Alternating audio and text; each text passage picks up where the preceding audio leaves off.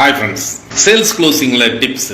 பொதுவாக நெட்வொர்க் மார்க்கெட்டிங்கை பொறுத்தவரையாக இருக்கட்டும், ஏன் எந்த மார்க்கெட்டிங்காக இருக்கட்டும், சேல்ஸ் க்ளோசிங் அப்படிங்கிறது ஒரு கலை. இது எப்படி அப்படின்னு சொன்னோம்னா, வறுக்கிற அந்த கடலை பருப்பு இந்த மாதிரி விஷயங்கள் வறுக்கிறப்ப பொன்னிறமாக வரும். மஞ்சள் கலரில் இருக்கும் அல்லது பச்சை கலரில் இருக்குது பருப்பு. அதை அடுப்பில் சட்டியில் போட்டு வறுத்துட்டு இருக்கிறப்போ அந்த தீ அளவான தீ எரியணும், அளவு கூடிடக்கூடாது.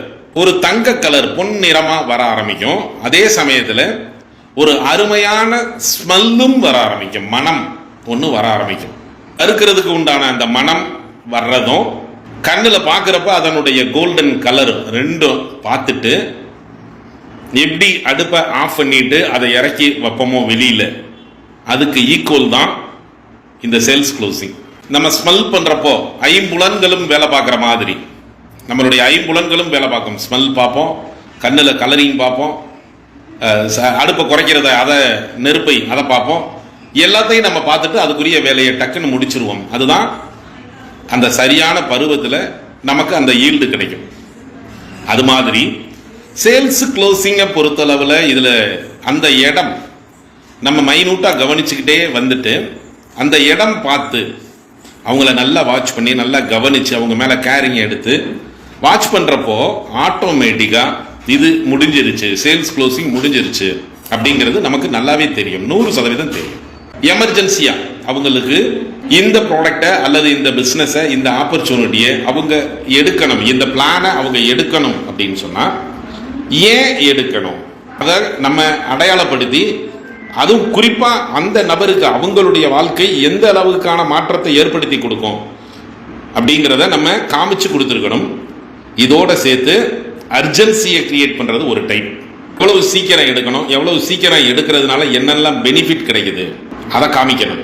எமோஷனலாக கொஞ்சம் ஹேண்டில் பண்ண வேண்டியது இருக்கும். எமோஷனல் சேல்ஸ் க்ளோசிங் இது ரொம்ப முக்கியம், important. Urgency, emotional sales closing, இது எல்லாத்துக்கும் மேலே ஆஃபர் பெனிஃபிட் இதெல்லாம் சொல்லி சேல்ஸ் க்ளோசிங் பண்ணுறது. நிச்சயமாக இந்த ஆஃபர்ஸ் என்னென்னலாம் இருக்குது, என்னென்ன பிளான் வச்சுருக்கிறோம், என்னென்ன மாதிரி ஸ்கீம் இருக்குது, ஒன்றை வச்சுட்டே போயிட்டு இருக்கக்கூடாது. அவங்களுக்கு எப்பயுமே ஆப்ஷன் கொடுக்கணும். இதை எடுத்துக்கிறீங்களா, இதை எடுத்துக்கிறீங்களா, இது வாங்கிக்கலாமா, இப்படி இது வாங்கிக்கலாமா, இப்படி பண்ணலாமா, அப்படி பண்ணலாமா. இந்த ஆப்ஷன்ஸ், எத்தனை விதமான ஆப்ஷன்ஸ் நம்ம மார்க்கெட்டிங் பிளானில் வச்சுருக்கிறோமோ அதை பொறுத்து நமக்கு சேல்ஸ் க்ளோசிங் நிச்சயமாக கிடைக்கும். எல்லாத்துக்கும் மேலே சேல்ஸ் க்ளோசிங் ஒரு சில இடங்களில் ரொம்ப மைனூட்டாக நம்ம பேசுறதுலேயே முடிஞ்சிடும். முடிஞ்சது தெரியாமல் பிளானை சேல்ஸ் பண்ணிட்டு இருக்கக்கூடாது. இந்த இடம் அந்த ஸ்மெல் பார்க்குற மாதிரி, அந்த பருப்பு சொன்னோம் இல்லையா, அந்த ஸ்மெல் பார்க்குற மாதிரி, இந்த பருப்பு சொன்னதில் ஸ்மெல் பார்க்குற மாதிரி இவங்களை வாட்ச் பண்ணிட்டு இருக்கிறப்போ,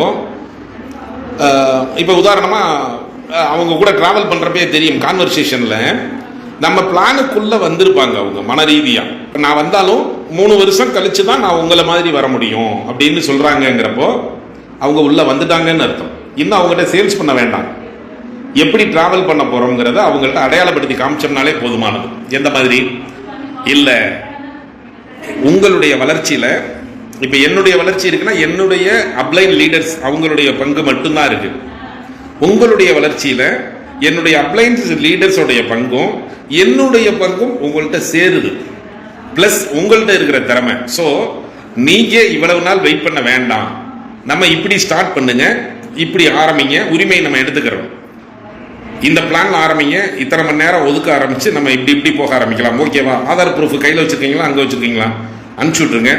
நம்ம ஷாப்புக்கு போவோமா, பர்ச்சேஸை ஸ்டார்ட் பண்ணிடுவோம், என்னென்ன வாங்கலாம் அந்த லிஸ்ட் எடுத்துருவோம் அப்படின்னு அடுத்த நகர்வுக்கு சேல்ஸ் க்ளோசிங் ஆகி அடுத்த நகர்வுக்கு கூட்டிட்டு போக வேண்டிய ரெஸ்பான்சிபிலிட்டி நம்மளுடையது.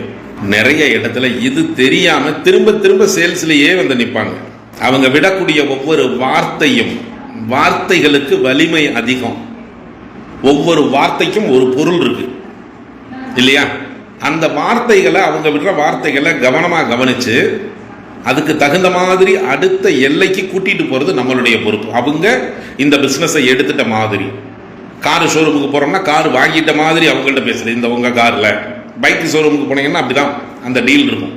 இதை நீங்க எடுத்துக்கிட்டதுக்கு அப்புறம் அப்படிங்கிற அந்த ஃபியூச்சரை நம்ம ஈஸியாக கொண்டு போகிறப்போ சேல்ஸ் க்ளோசிங்கிறது ரொம்ப சூப்பராக முடியும். இந்த இடம் நிறைய நபர்கள் மிஸ் பண்ணுவோம். இன்னும் நிறைய பாயிண்ட்ஸ் இருக்கு. இது ஒரு கலைன்னு சொன்னோம் இல்லையா, இந்த கலையை கத்துக்கிறது ரொம்ப ஈஸியா இருக்கும். அதிகமான மேன் பவரை நம்ம ஹேண்டில் பண்ண பண்ண பண்ண பண்ண நிறைய சேல்ஸ் க்ளோசிங் நடக்க நடக்க நம்மளுக்கா தெரியும். இது எமோஷனல் சேல்ஸ் க்ளோசிங், இது அர்ஜென்சி, இது ஆஃபர்ல வந்தது. இந்த மாதிரி நமக்கா அதை இனம் பிரித்து பார்க்க தெரியும். அதை பார்த்ததை எந்த சேல்ஸ் க்ளோசிங்ல நமக்கு ரிசல்ட் கிடைச்சிச்சோ அதையே திரும்ப திரும்ப பண்ணினா போதும், அபரிமிதமாக கொண்டு போகலாம் sales closing. Thank you to all.